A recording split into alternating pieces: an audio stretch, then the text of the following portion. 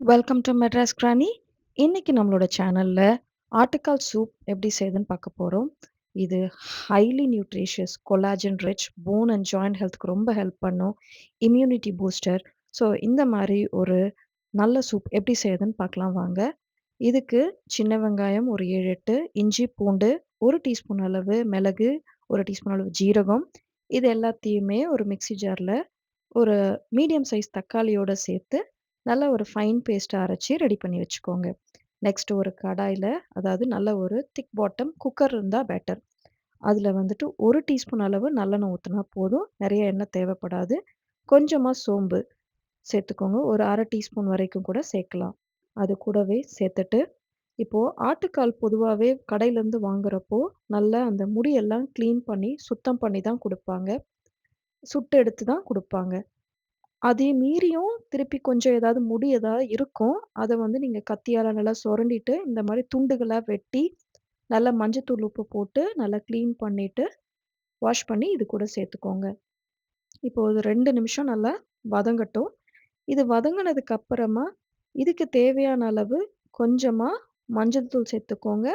அது கூடவே உங்களோட தேவைக்கேற்ப உப்பையும் சேர்த்துக்கோங்க. இது ஒரு 1 நிமிஷம் அளவு உப்பு சேர்த்ததுக்கப்புறம் வதக்கி விடுங்க. இது நல்லா வதங்குனதுக்கு அப்புறமா, நம்ம ஏற்கனவே விழுதா அரைச்சு வச்சிருக்கோம் இல்லைங்களா? அ சின்ன வெங்காயம், இஞ்சி, பூண்டு, தக்காளி இது எல்லாத்தையும் ஒரு பேஸ்ட்டா அரைச்சு வச்சிருக்கோம். அத வந்து இது கூட சேர்த்துக்கோங்க.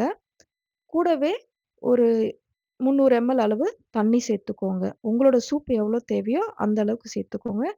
இந்த இத்தன குறைவான அளவு நம்ம ஆட்டுக்கால் சேர்த்துருக்கிறதுனால ஒரு 300 எம்எல் சூப் இருந்தா தான் கரெக்ட்டா இருக்கும். ஸோ அந்த அளவுக்கு நானு தண்ணி ஊத்தியிருக்கேன். இது நல்லா ஒரு கொதி வரட்டும். வெயிட் பண்ணுவோம். இது கொதி வந்ததுக்கு அப்புறமா, இதுக்கு தேவையான அளவு காரம் சேர்த்துக்கோங்க. நான் இது கூட வந்து 1 டீஸ்பூன் அளவு வீட்ல செய்த மிளகாய் தூள் சேர்த்திருக்கேன். 1 டீஸ்பூன் அளவு வீட்ல செய்த கொத்தமல்லி தூளும் சேர்த்திருக்கேன். உங்களுக்கு தேவைன்னா இத ஆட் பண்ணிக்கோங்க. இல்லன்னா மிளகு மட்டும் கூட சேர்த்துக்கலாம். இது எல்லாத்தையும் சேர்த்துட்டு நல்லா ஒரு கரண்டி வச்சு நல்லா மிக்ஸ் பண்ணி விடுங்க. இப்ப இது கூடவே நல்லா நறுக்குன கொத்தமல்லி தழைய சேர்த்துக்கோங்க. கொஞ்சமா சேர்த்துட்டு, ஒரு கொதி வரட்டும். லைட்டா ஒரு கொதி வந்ததுக்கு அப்புறமா, நல்லா மூடி போட்டு குக்கர வந்து மூடிடுங்க. தேவைன்னா தண்ணி கொஞ்சம் ஊத்திக்கோங்க. குக்கர் மூடிட்டு ஒரு 7, 8 விசில் அளவு நல்லா வரட்டும்.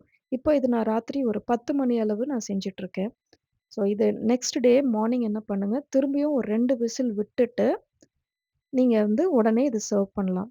ஏன் நம்ம ஓவர் நைட் இத அப்படியே வைக்கிறோம்னா, அப்பதான் அந்த எலும்புக்குள்ளார இருக்கிற அந்த ஆட்டுக்காலுக்குள்ளார இருக்கிற அந்த இது எல்லாமே வந்து சூப்ல நல்லா மிக்ஸ் ஆயி வரும். இப்போ இந்த ஆட்டுக்கால் எடுத்து பார்த்தீங்கன்னா, நல்லா சாஃப்ட்டா வெந்திருக்கும். அது அந்த போன்ல இருந்து நல்லா கைய வச்சு எடுத்தீங்கனாலே வந்துட்டு நல்லா ஈஸியா வரும். அந்த அளவுக்கு வெந்திருக்கும். அவ்வளோதாங்க. இப்பதான் இந்த சூப் வந்து ரொம்ப ஹெல்த்தியான சூப்பா ரெடி ஆயிடுச்சு. அது உள்ள இருக்கிறது எல்லாத்தையுமே நல்லா வெளிய வர அளவுக்கு நம்ம வந்து பிரஷர் குக் பண்ணணும். இது ஓவர் நைட் வச்சுட்டு, நெக்ஸ்ட் டே மார்னிங் திரும்பவும் லைட்டா ஒரு சூடு பண்ணிட்டு சாப்பிடுறது வந்துட்டு ரொம்ப நல்லாருக்கும். நீங்களும் ட்ரை பண்ணி பாருங்க. இத வந்து ஒரு நல்ல சர்விங் பவுல்ல அந்த பீஸஸோட அப்படியே சர்வ் பண்ணுங்க. நல்லா கடிச்சு சாப்பிடுங்க. அந்த சூப்ல அந்த பீஸஸ் வந்து ரொம்ப நல்லா டேஸ்டியா இருக்கும். முடிஞ்ச வரைக்கும் நல்லா அந்த சதை பகுதியெல்லாம் நல்லா எடுத்து சாப்பிடுற அளவுக்கு சின்ன பசங்க கூட நல்லா சாப்பிடலாம். அந்த அளவுக்கு நல்லா சாஃப்ட்டா வெந்திருக்கும். அவ்வளோதாங்க. நம்மளோட ஹெல்த்தியான ஆட்டுக்கால் சூப் ரெடி ஆயிடுச்சு. ட்ரை பண்ணி பாருங்க. எப்படி இருக்குன்னு சொல்லுங்க. Thank you and enjoy.